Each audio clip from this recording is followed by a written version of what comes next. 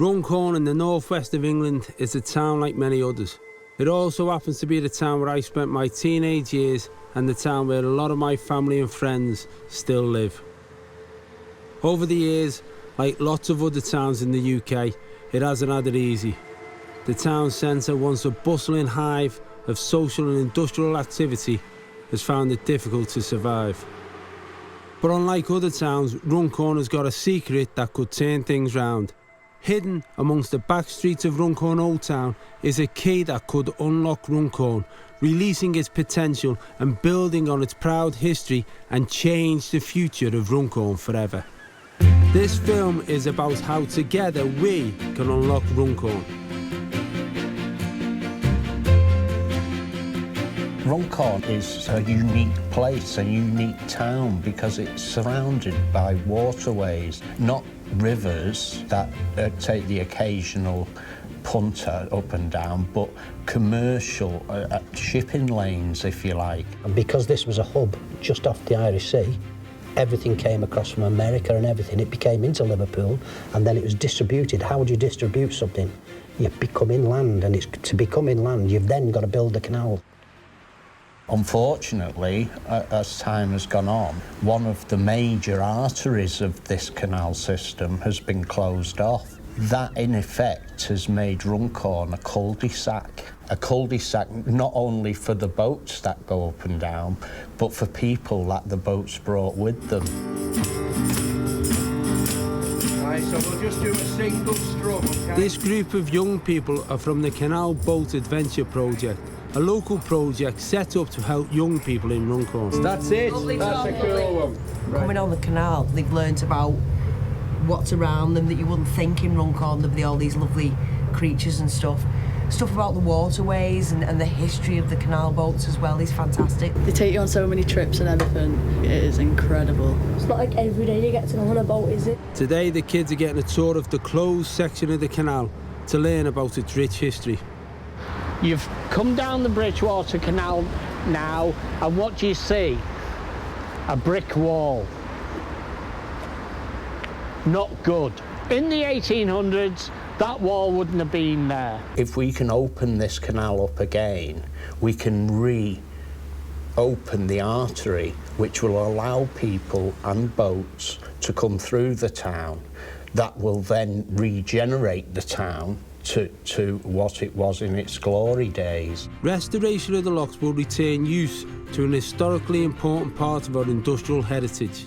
It will also create two new canal routes called rings, one small, taking in the River Weaver plus the historic Anderson boat lift, and a larger one involving the Shropshire Union Canal. But most importantly, we will be creating the Runcorn Ring. This small little navigable circle takes you through some of the most historic sites. In the mid-18th century, the 3rd Duke of Bridgewater, who owned a number of coal mines in the north of England, wanted a reliable way to transport his coal to the rapidly industrialising city of Manchester. He commissioned the engineer James Brindley to build a canal to do just that. James Brindley was an 18th century architect and engineer known for canals and the development of canals, and he's the guy who built the Bridgewater Canal that the Brindley sits on. How we came to be named after him is down to the public, actually, because we thought it'd be nice if we asked the public to name the centre when it opened up in 2004. And also James Brindley was kind of like a free thinker type guy. He was self-educated, and we thought that was a nice idea that, you know, somewhere creative be named after something like that. Opened on the 17th of July, 1761, the Bridgewater Canal was part of what was the greatest canal undertaking in the world. Its success inspired a period of intense canal building in Britain, known as Canal Mania. They had to queue up with their horses, with their children. A week was a long time to a boater. They started building communities here.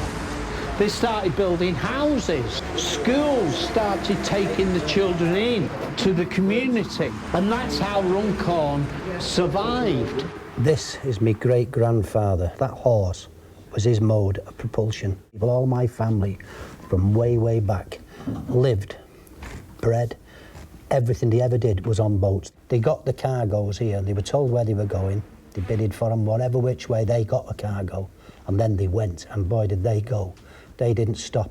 They travelled through the night, they didn't stop. That was their living. I was born at the bottom of Runcorn Canal Lock in the horse boat, the original horse boat, Margaret. On my birth certificate is the boat's name, the horse boat's name, Margaret. And mine's the same on my birth certificate, and it's on my driving licence as well. The worst part of it for children on the canal, they didn't go to school, see. Yeah. There'd be 6 out of 10 at least that never went to school, you know. And they grew up, couldn't read and write, you know. When the war was on, we never knew there was an air raid on if you were in a tunnel till you come out at the other end and searchlights were going and bombs dropping. The old line of locks in Runcorn fell into disuse in the late 1930s, and they were finally closed under the Ship Canal Act of 1949. A gentleman at the time who was also a councillor and a boater and an engineer advised the council about how to go about filling it in. There was several of the chasms down at the bottom of the locks there. They filled them with red sand. If ever the canal needed to be opened up again, it would be relatively easy because the sand would protect the original integrity of the canal. It would preserve all the stones. You can actually see the lock. You can see where the lock gates are here. The stone's already cut out. You can see where the bottom lock chambers are. You'll see on the other side of the railings a massive big basin. I want to convert that basin into a marina. There's a lot of big job providers around, like there's the big call centres and stuff, but you find that they're quite short periods, so they can get a job for 3 weeks, a couple of weeks, and then they're back onto the dole and stuff.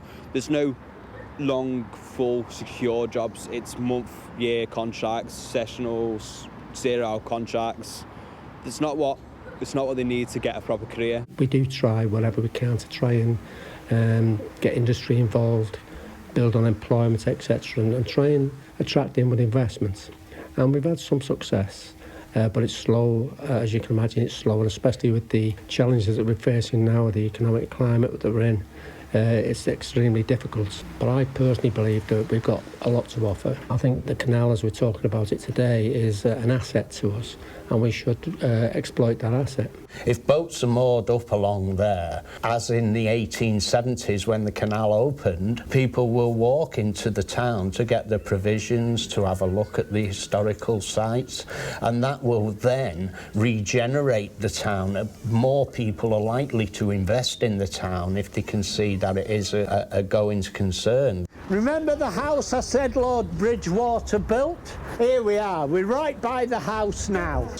He built the house to oversee the construction, and he had the biggest party in the world. We're hoping to convert that property into a maritime museum and heritage centre.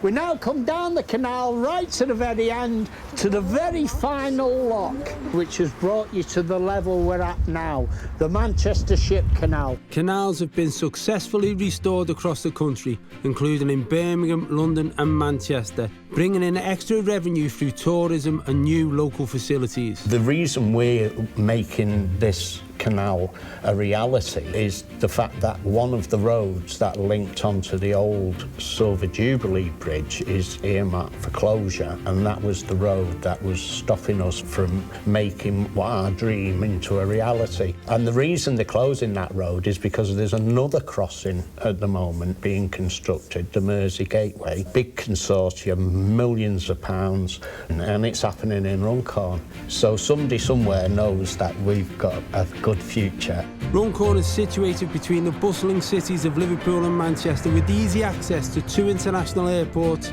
It's 2 hours by train to London, as well as being situated on the edge of the Cheshire countryside and the North Wales coastline. If we regenerate the town, then my grandchildren will be able to say, I come from Runcorn. This town will be a place that you'll be proud to live in. So you know what to do. Unlock Runcorn. Please give your support to the campaign by signing the petition. It only takes a few seconds and it could make a real difference to the future of Runcorn. If we just sit back and don't do anything, If we miss this opportunity to open up the canal, I don't see a future for Runcorn at all.